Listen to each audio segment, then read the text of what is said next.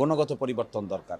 নেতৃত্বের চিন্তা, চেতনায়, কর্মে, কথনে, বলনে, আচরণে, জ্ঞানে, প্রজ্ঞায় বড় ধরনের পরিবর্তনের সূচনা হওয়া দরকার। আমি মূলত এই কারণেই গিয়েছিলাম নির্বাচন করতে। আমার ধারণা তার কিছুটা হলেও আমি করার চেষ্টা করেছি।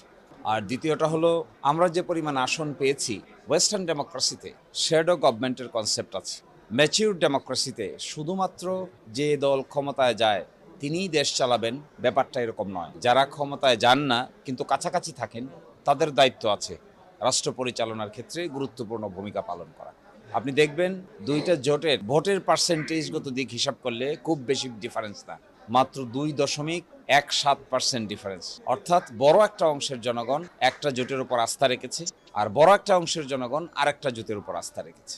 এই প্রেক্ষাপটে আমি মনে করি যারা এখানে ভোট দিয়েছে তাদেরও প্রত্যাশা আছে, তাদেরও আশা আকাঙ্ক্ষা আছে। সেই জন্য যারা সরকারে যেতে পারে নাই তাদের ভূমিকা কনস্ট্রাকটিভ হওয়া প্রয়োজন, এবং আমরা এটা একে একে আপনাদের সামনে এই কনস্ট্রাকটিভ ভূমিকা কেমন হবে তা আমরা প্রকাশ করব।